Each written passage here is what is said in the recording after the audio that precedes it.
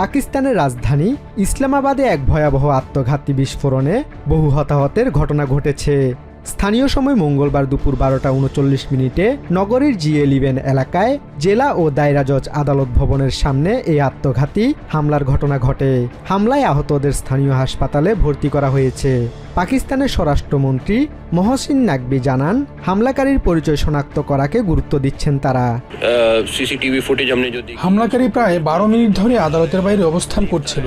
সে প্রথমে ভবনের ভেতরে ঢোকার চেষ্টা করেছিল, কিন্তু ব্যর্থ হয়ে পুলিশের গাড়িটিকে লক্ষ্য করে বিস্ফোরণ ঘটায়। আমরা এখন হামলাকারীর পরিচয় শনাক্ত করাকে গুরুত্ব দিচ্ছি। नेक्स्ट टारगेट जो है वो पुलिस की गाड़ी को बनाया है।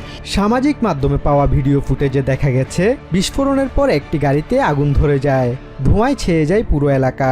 এক প্রত্যক্ষদর্শী আইনজীবী রুস্তম মালিক জানান, বিস্ফোরণের পর চারদিকে আতঙ্ক ছড়িয়ে পড়ে। আমরা গাড়ি পার্ক করে গেট দিয়ে ভেতরে ঢোকার সাথে সাথেই একটি প্রচন্ড বিস্ফোরণ হয়। বিস্ফোরণে চারদিকে আগুন ছড়িয়ে পড়ে। মানুষের দেহ ছিন্ন বিচ্ছিন্ন হয়ে পড়েছিল। সর্বত্র বিশৃঙ্খলা ও আতঙ্ক সৃষ্টি হয়। এরপর পুলিশ ও নিরাপত্তা কর্মীরা ঘটনাস্থলে পৌঁছায়।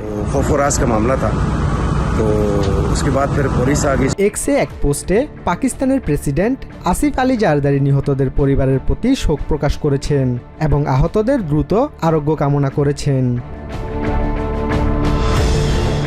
প্রতিরক্ষামন্ত্রী খাজা আসিফ এই হামলাকে একটি ওয়েক আপ কল অর্থাৎ সতর্কবার্তা বলে মন্তব্য করেছেন। এক্স পোস্টে তিনি জানান, পাকিস্তান যুদ্ধের মধ্যে আছে। এই যুদ্ধ শুধু আফগান সীমান্তে বা বেলুচিস্তানের দূরবর্তী এলাকায় সীমাবদ্ধ নয়। ইসলামাবাদের এই ঘটনা তা নিশ্চিত করে দিয়েছে।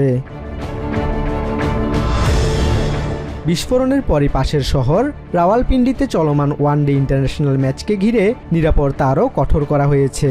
জারি করা হয়েছে উচ্চ নিরাপত্তা সতর্কতা।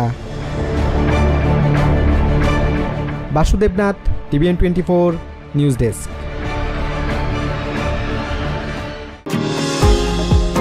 নিউ ইয়র্ক থেকে সম্প্রচারিত TVN24 টেলিভিশন বিশ্বজুড়ে বাঙালির কণ্ঠস্বর।